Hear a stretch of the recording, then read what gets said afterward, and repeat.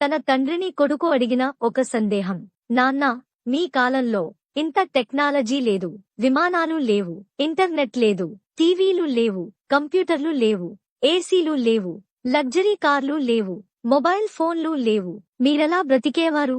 దానికి ఆ తరము తండ్రిగారు ఇచ్చిన ఆన్సర్: మీ తరమువారు ఈ రోజుల్లో ఎలాగైతే ప్రార్థన లేకుండా, మర్యాద లేకుండా, ప్లానింగ్ లేకుండా, క్రమశిక్షణ లేకుండా, పెద్దల ఎడల గౌరవం లేకుండా, మన చరిత్రపై అవగాహన లేకుండా, కుటుంబ విలువలపై ఏమాత్రం పట్టింపులు లేకుండా, ఏ మోరల్స్ లేకుండా రోజులు ఎలా గడిపేస్తున్నారో మేము ఆ మోరల్స్ అన్నీ పాటిస్తూ ఆనందముగా జీవించాము. మేము మీలాగా వాహనం నడిపేటప్పుడు హెల్మెట్ ధరించలేదు.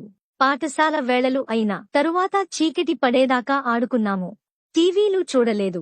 ఇంటర్నెట్ స్నేహితులతో కాక నిజమైన స్నేహితులతో గడిపాము. దాహము వేస్తే కుళాయి నీరు, బావి నీరు త్రాగాము. బాటిల్ నీరంటే ఏమిటో తెలియదు. ఒకే గ్లాస్లో నలుగురం జ్యూస్ త్రాగినా, కాకి ఎంగిలి చేసిన జామకాయలు తిన్నా మాకెప్పుడూ జబ్బులు రాలేదు.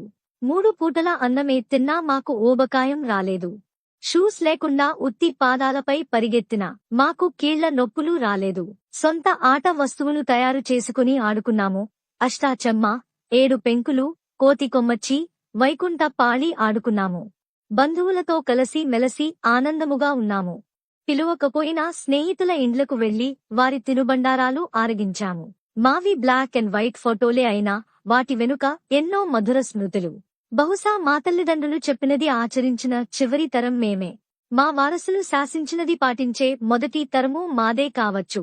అయినప్పటికీ మీ యాంత్రిక జీవితానికి యథాశక్తి సహాయపడుతున్న వాళ్లము. మేము ఒక లిమిటెడ్ ఎడిషన్ మోడల్స్ లాంటి వాళ్లము.